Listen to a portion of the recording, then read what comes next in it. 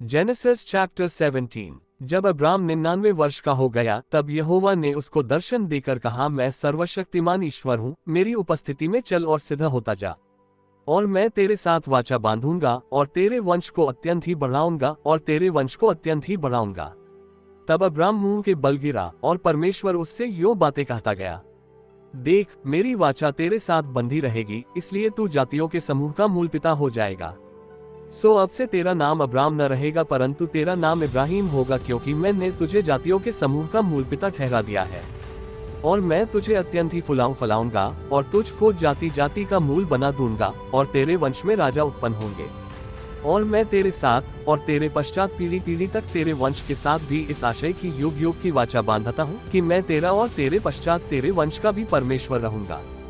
और मैं तुझको और तेरे पश्चात तेरे वंश को भी ये सारा कनान देश जिसमें तू परदेशी होकर रहता है इस रीति दूंगा कि वही युग युग उनकी निज भूमि रहेगी और मैं उनका परमेश्वर रहूंगा।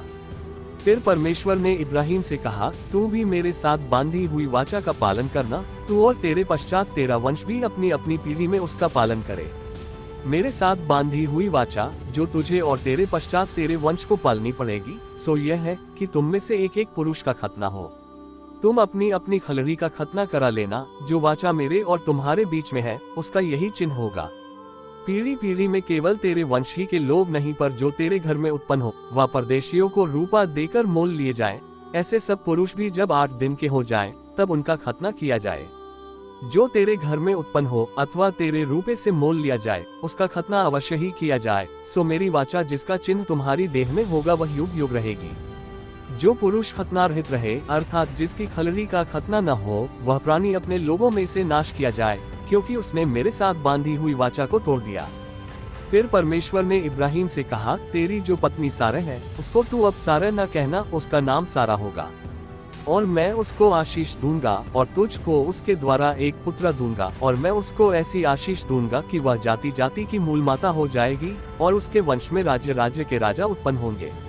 तब इब्राहिम मुंह के बल गिर पड़ा और हंसा और अपने मन ही मन कहने लगा, क्या 100 वर्ष के पुरुष के भी संतान होगा, और क्या सारा जो 90 वर्ष की है पुत्र जनेगी। और इब्राहिम ने परमेश्वर से कहा, इश्माएल तेरी दृष्टि में बना रहे, यही बहुत है।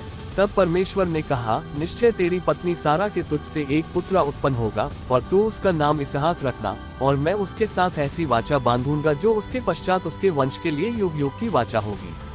और इश्माएल के विषय में भी मैंने तेरी सुनी है, मैं उसको भी आशीष दूंगा और उसे फुलाऊंगा और अत्यंत ही बड़ा दूंगा। उससे 12 प्रधान उत्पन्न होंगे और मैं उससे एक बड़ी जाति बनाऊंगा। परंतु मैं अपनी वाचा इसहाक ही के साथ बांधूंगा जो सारा से अगले वर्ष के इसी नियुक्त समय में उत्पन्न होगा। तब परमेश्वर ने इब्राहिम से बातें करनी बंद की और उसके पास से ऊपर चढ़ गया। तब इब्राहिम ने अपने पुत्र इश्माएल को उसके घर में जितने उत्पन्न हुए थे और जितने उसके रूपे से मोल लिए गए थे, निदान उसके घर में जितने पुरुष थे, उन सबों को लेके उसी दिन परमेश्वर के वचन के अनुसार उनकी खलड़ी का खतना किया। जब इब्राहिम की खलड़ी का खतना हुआ तब वह 99 वर्ष का था, और जब उसके पुत्र इश्माएल की खलड़ी का खतना हुआ तब वह 13 वर्ष का था।